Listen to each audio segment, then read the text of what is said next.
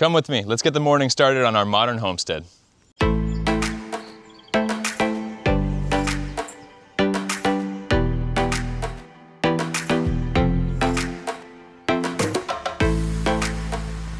Well, the first thing we're gonna do is let the dogs out.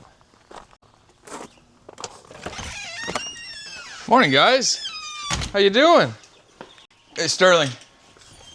Sterling, come get your spot on. Munchie! Munchie! Dreamer! Whoa, what are you doing? Hey? Hey? Let's go outside.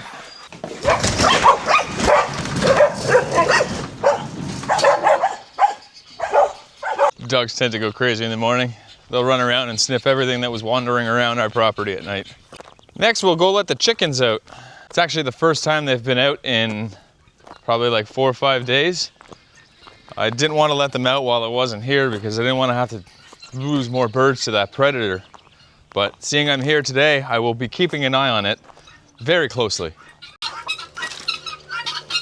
There you go.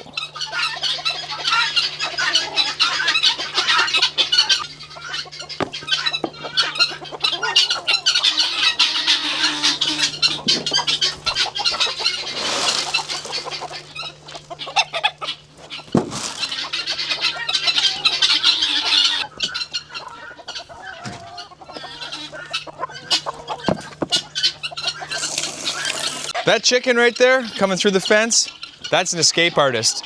It will get out of the coop no matter what I do. I have no idea how it gets out, but every time I put it back in, it finds a way out. And it's the only one that finds a way out like that.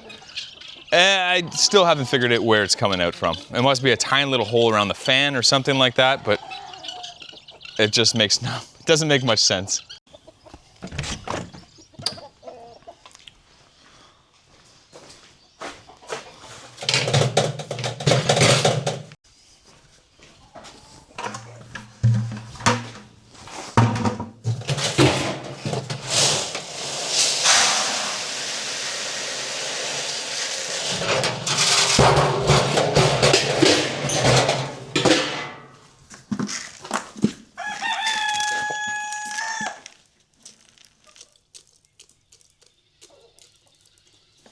Come on, big guy.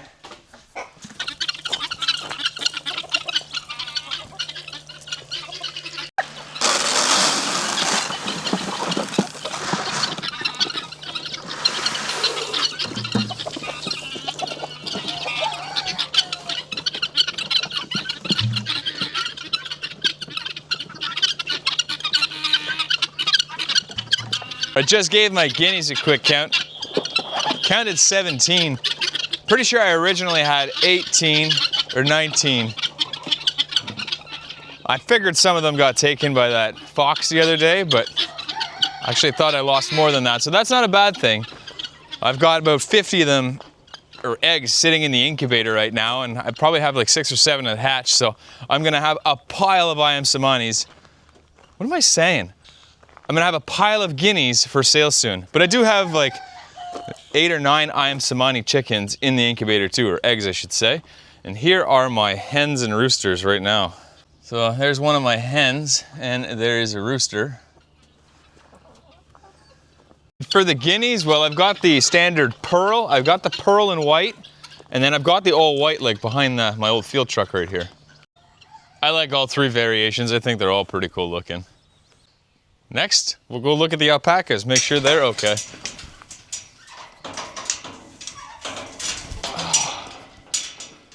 How's it going, guys? Oh, what's wrong in there? You okay, Fluff? So that's Fluffy right there, and that's Oreo right behind it. This here, gosh, I forget your name. I think you're Sasha. And you, well, we're gonna call you Buck Teeth. My wife could tell you what all their names are. I tend to forget them because some of them just look the same as the others. What I have to do is start selling their poop pellets in little bags at our farm stand at the end of the road. That stuff there's packed with nutrients and you can put it directly into your houseplants. It's pretty cool. Won't burn or kill your plants at all. You don't have to age it. We got another group of alpacas in this field. This is where we keep our females. I don't know if they're in the barn. Oh yeah, there they are. Hey girls, how's it going this morning? You guys doing okay? That barn's a pain in the butt and I really want to knock it down. I can't get my tractor in it to clean it, so I gotta shovel all that shit by hand, and it's really not all that fun. It's a pain in the butt. I guess we'll check on the garden next. Everything seems to be all right. We've gotten rain there the last couple of days, so I don't really need to water anything. Looks like the peas have finally started sprouting, but my bean seeds, I don't think are working. We're a couple years old and I left them in the greenhouse all winter and for most of the summer last year, so they may have gotten either a little bit too cold or a little bit too hot, so I might have to go get more bean seeds, but luckily beans grow very fast. We've got our strawberry planters hanging in front of the greenhouse, and we've got the beds here loaded with strawberry plants and wild flowers. Looks like there's a lamb's quarter growing in my strawberry right there. We've also got blueberries all along here in our beautiful raised beds. The blueberries were actually in the box here right behind me, but the raspberries are in there too, and it was taking over the whole thing. So instead of just trying to manage it, I just pulled out the 2 blueberry plants that were there, and I'm just gonna let the raspberries completely take over this box. It's gonna make my life a lot easier, and the kids are gonna end up with a lot more raspberries. Looks like one of my pumpkins sprouted, and I've put more watermelons again this year. Since our harvest last year was so good, I decided to put a few more, although I did not put the orange kind this year, I put the pink kind. We've also got our beautiful orchard over here. We've got our apple trees, there's a couple pear trees. We just planted a peach tree, a cherry tree, and we got our Macintosh and our Cortland apple trees over here too. We got so many apples last year, and they were absolutely delicious, so I'm really looking forward to it again this year. Now let's go check on the plants in the greenhouse. The peppers in this raised bed are doing absolutely fantastic. I have topped every single one of them, and I am in the process of still removing all the little peppers that are growing on them, because I don't want them growing peppers yet. I want the plants to get bigger. And that's how you get your pepper plant to grow bigger. You take the peppers off. I got 3 perennials here that I have no idea where I'm gonna plant. We bought them to put in those front landscaping box that we just did there at the end of our patio. But we didn't use them, and now I have no idea where to put them. I got a lemon tree here too. This was an impulse buy at the garden center. I don't expect it to do too much, but I couldn't leave it there. I mean, it's a lemon tree. It's so cool because it shouldn't be growing this year. It shouldn't work, but here we are. I got a lemon tree, and I actually have a banana tree in my living room too, which is doing exceptionally well. But I just found out that the bananas it's gonna grow are gonna be inedible, which really sucks. These things right here are actually goji berry plants. I've grew these from seed, but they haven't done much in the last like 3 years other than just kind of get all woody and thin out like this. I know from looking this up, goji berry plants are very finicky. They don't like fertilizer. They like specific water and temperatures. So, I mean, I'm not expecting too much, to be honest with you. And then in my hanging baskets, there's lots of them in here. They are completely filled up with strawberries. And boy, do we ever get a lot of strawberries in these pots in here. They absolutely love the heat. In the middle of the summer, every day we'll be picking off a small basket's worth. It's great, the kids love it. Gonna have to do a cleanup in here. I did clean up at the beginning of the year, but there's just a bunch of stuff everywhere. I've got these old window frames here, which I want to repurpose and try and find some type of stained glass in here so we can hang it in our front windows on the inside. So when the sun shines in the front of the house, because the house is south facing, we'll get these beautiful light designs and colors shining into the kitchen and our living room, which should work out pretty good because those frames are nearly an identical size and they'll fit within the picture frame of our windows in the front. Something else I'm gonna work on this summer, I guess. I've got the peas growing on a cattle panel this year, which is gonna help them stay standing up. And we did the same thing with the cucumbers again because it worked out so well last year. The amount of cucumbers we ended up getting was just astronomical. It was wild. I didn't know what to do with them anymore. I ended up pickling jars and jars and jars of them, and I still have some now because we got that many of them. So I've got 6 dozen eggs I'm gonna throw into the cooler. I'm gonna go put it at the end of the road and we'll see if anybody will buy them.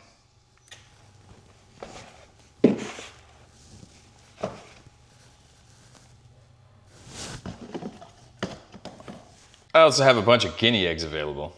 You can eat guinea eggs, but I don't. I like to hatch them. I mean, I've eaten them before. They taste exactly the same as a chicken egg. They're just a little bit smaller, a heck of a lot harder to crack.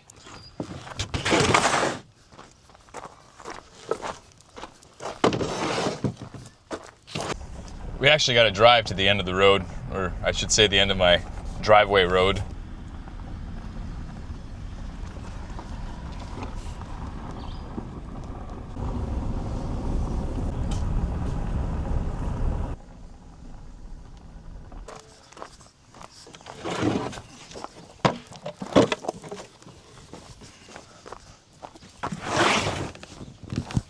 We'll go check it at the end of the day and see what we sold. We've been lucky. We've been selling out every weekend, so.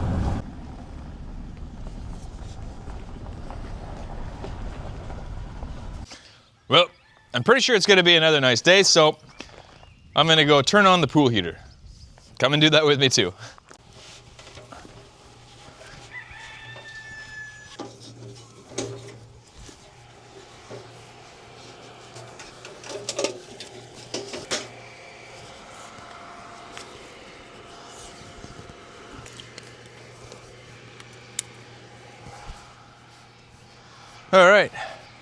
All right, so let me show you how this works a little bit and explain to you what the heck this thing is.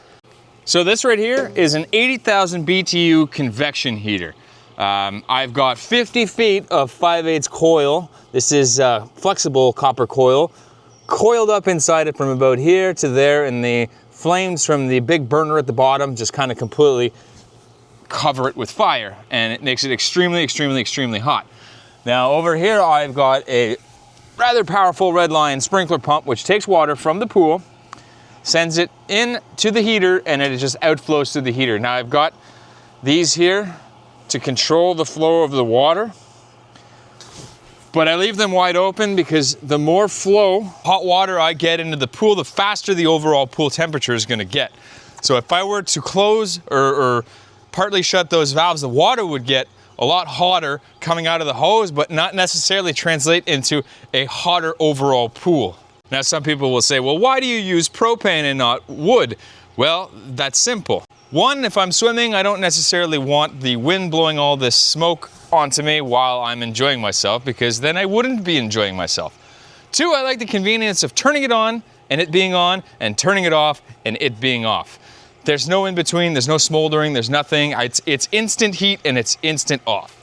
Then people will say, well, you're still wasting energy, you should go solar. Yeah, I agree. A solar heater would work fantastically. And it does, because I've got one on the roof right here.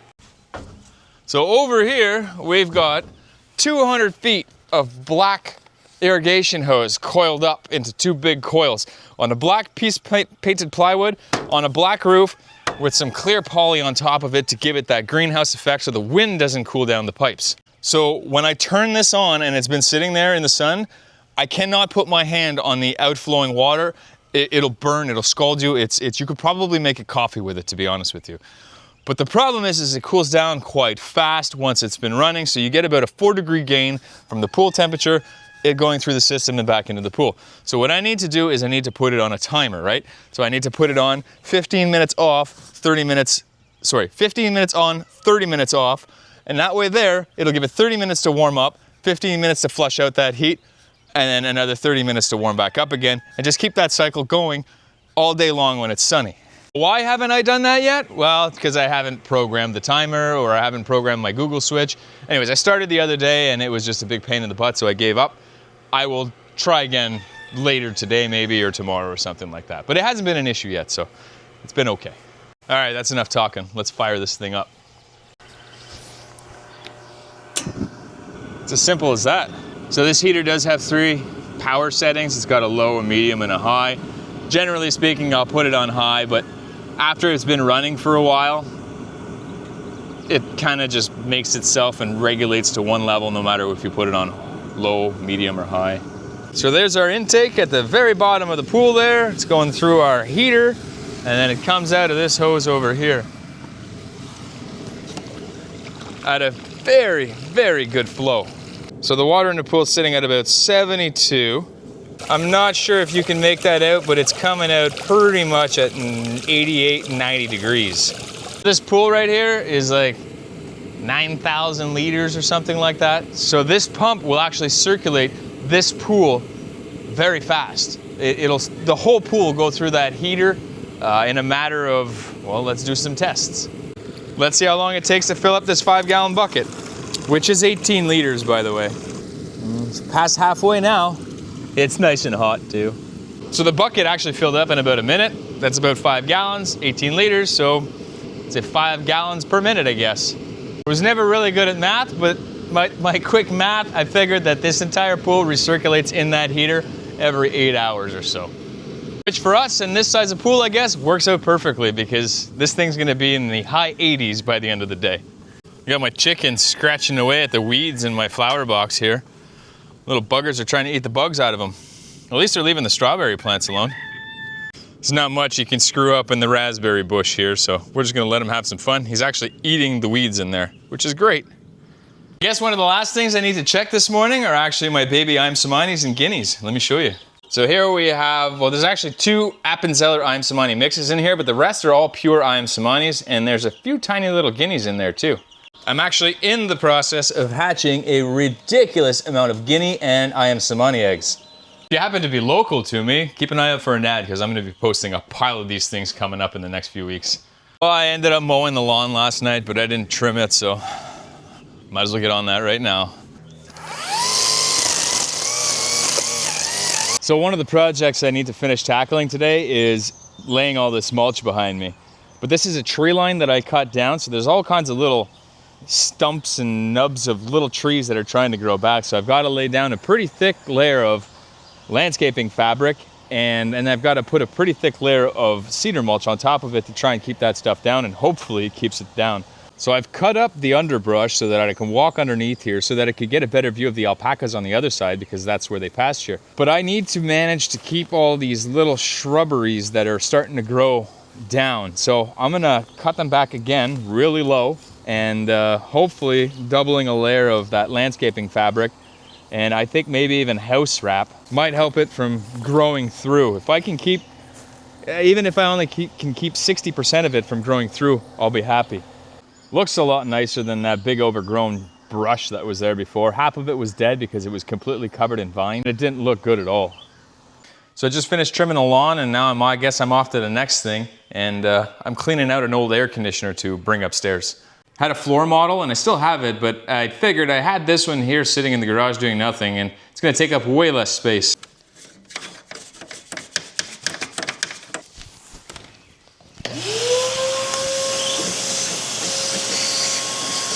Just gonna use some Windex.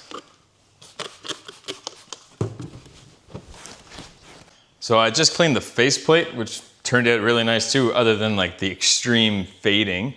It's like 3 different colors. Really faded, normal, and less faded.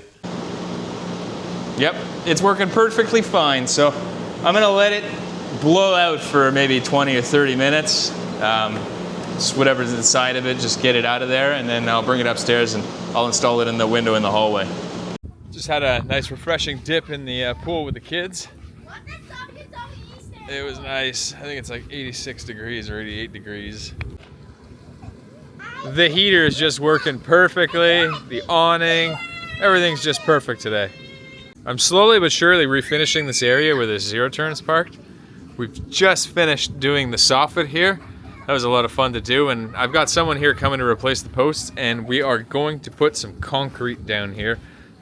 So I'm not too sure exactly what kind of space it's going to turn into, but it might turn into some seating area with the pool there. I may throw a door to go into the garage from the back here.